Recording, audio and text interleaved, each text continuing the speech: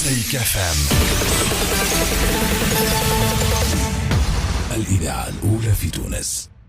Merci beaucoup de tout cœur, au nom du système des Nations Unies, d'être ici réunis aujourd'hui.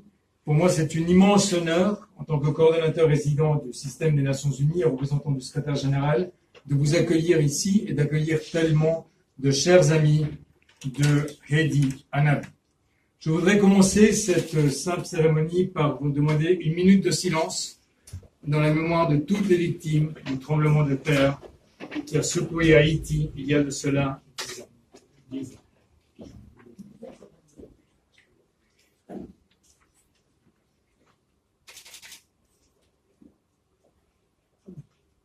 Je voudrais demander à ce qu'on mette la vidéo dans laquelle Ban Ki-moon, le secrétaire général des Nations Unies de l'époque, reconnaissait le rôle de Hedi Anabi. Of my special representative to Haiti, Hedi Anabi, his deputy Luis Carlos da Costa, and the acting police commissioner, Doug Coates of the Royal Canadian Mounted Police, are also confirmed to have perished. In every sense of the word, they gave their lives for peace. Hedi Anabi, a Tunisian national, was a true citizen of the world. The United Nations was his life, and he ranked among its most dedicated and committed sons. Moi, j'ai eu la chance de connaître Hedi, beaucoup moins bien que certains d'entre vous.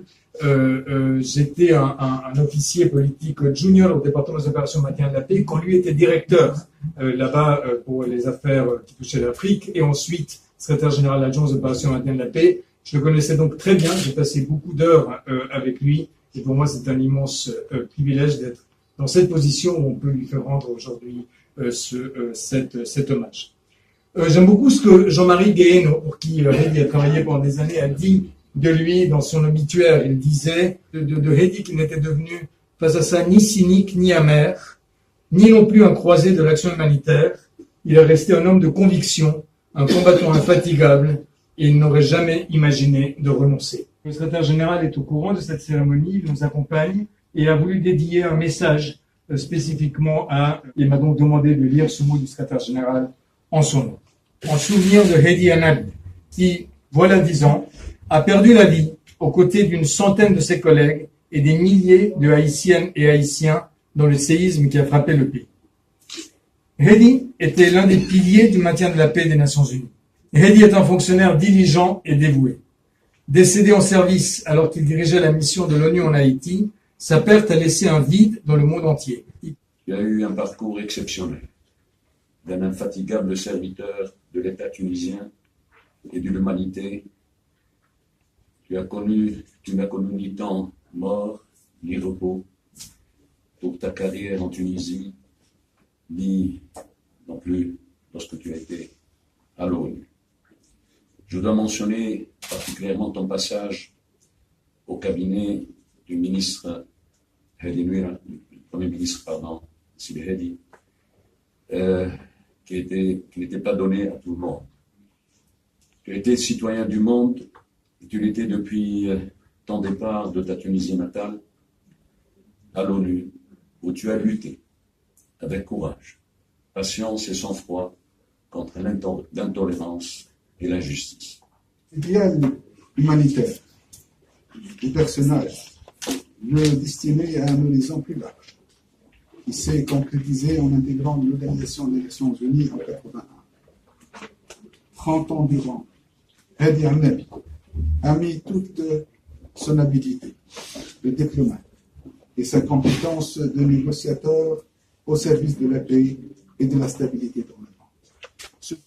Mais lorsque les Nations Unies honorent la mémoire d'un de ses enfants, d'un de ses agents, ce n'est pas une nation, c'est l'ensemble des nations qui honorent la mémoire de cet agent, indépendamment des continents, des nationalités, des langues et des religions. Les Nations Unies établissent la preuve que la famille humaine est une et que les enfants qui servent la fonction publique internationale, servent la grande famille des Nations Unies et méritent sa reconnaissance.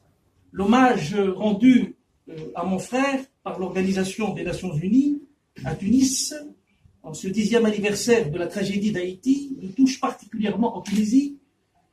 Que la salle Hedi Arnebi soit ainsi dédiée à son nom, aux côtés de la salle Montjislim, dans la Maison Bleue, voilà une marque inestimable de reconnaissance pour un diplomate tunisien sur la scène nationale et internationale.